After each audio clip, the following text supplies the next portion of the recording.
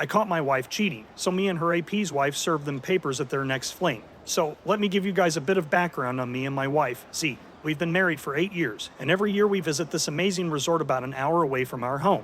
We have this tradition of driving up in her car, and it's always a blast. We've got a lot of great memories there, and we look forward to it every time. Well, yesterday things took a bit of a turn for me. My wife was about to get into the shower and realized that she had left her phone in her car, so she asked me to go get it for her. Sure, no big deal. So I went to her car, opened the passenger door, and reached for her phone, which was lying in the passenger seat. Then something caught my eye. I found a pack of matches from the resort between the passenger seat and the door. I didn't think much of it at the time, since we always drive her car there. I just pocketed the matches and went on with my day. Well, it just so happens that my good buddy Bob and I had planned on having lunch that day. He's a fishing buddy of mine, and he was passing through the area close to the resort. He suggested we meet up for lunch, and I figured, why not? So I suggested that we eat at the resort. So I handed my wife her phone, and then reminded her that I would be having lunch with Bob that day. She asked where we would be eating, and I told her we were going to meet at the resort because it was close to where Bob would be passing through. She tensed up for a brief moment, but I didn't think much of it at the time. I got myself ready, gave her a kiss goodbye, and was on my way.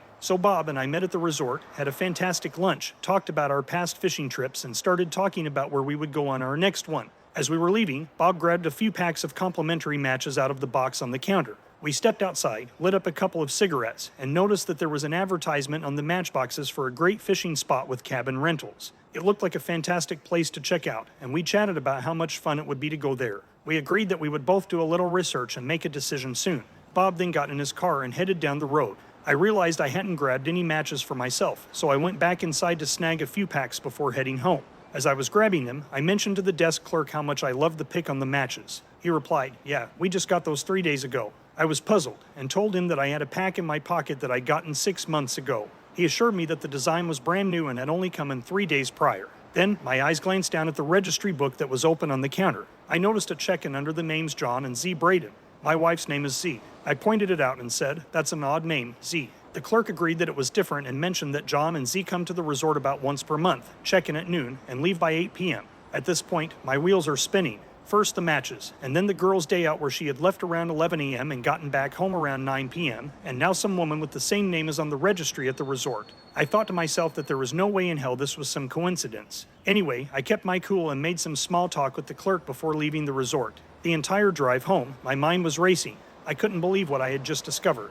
I had to come to the realization that my wife, my loving Zee, had been cheating on me. And not just once, but apparently every month for who knows how long. The anger and betrayal boiled inside me, but I knew I couldn't just confront her. No, I needed a plan. I needed revenge. I mean, it hurt me so bad, so why shouldn't she hurt some as well? So, for the next hour, as I drove home, I started plotting. I knew that next month, Zee would be going on her girl's day out again. But this time, I'd be ready. I'd make sure she got a surprise she'd never forget. And that, my friends, is when I created my perfect plan to serve her divorce papers during her next little fling. As soon as I got home, I started digging into John's background. After some searching, I found out that he had a wife named Julia. I tracked her down on Facebook and sent her a message, telling her I had some information about her husband that she'd want to know. I gave her my phone number and she called me that same day. We had a long conversation, and I told her about my plan to serve Zee divorce papers. At first, Julia was furious and didn't want to wait, but I managed to calm her down.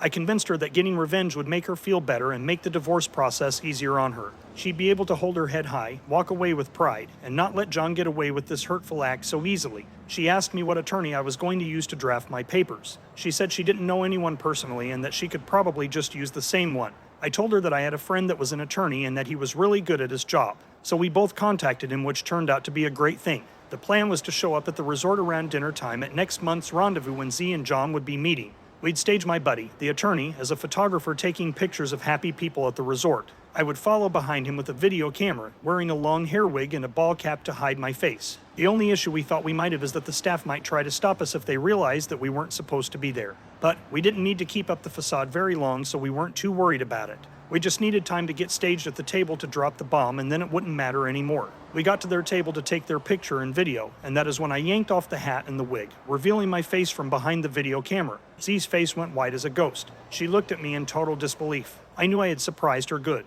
She was usually pretty quick and witty, but at this moment, she was totally speechless. The attorney served her the papers on the spot, and I started pressuring Zee to sign them immediately. I told her that she was to walk away with only her personal belongings in her car. I threatened that if she didn't sign, I'd show the video to everyone we knew, even her parents. Zee resisted, so then I turned to John and told him I knew about Julia and that if Zee didn't sign the papers right then, I'd tell Julia about the affair. Now, John started putting pressure on Zee to sign. She was looking at him the way she had been looking at me, with a tremendous amount of shock and disgust. Imagine that. I really thought he would have had her back and been willing to sacrifice himself for her, LOL. So now, feeling hopeless and trapped, she signed the papers, effectively signing away everything to me, besides her car and personal belongings. The tension started easing just a little as I pretended to turn and walk away, papers in hand. But that is when we dropped the big bomb on them. I revealed I was going to show everyone the video anyway, and that Julia was also there. Julia came out of hiding, and the attorney served John with divorce papers as well. So here we went again. Round 2, LOL. John refused to sign the papers, and what is hilarious is that Zee freaked out on him right there in the restaurant.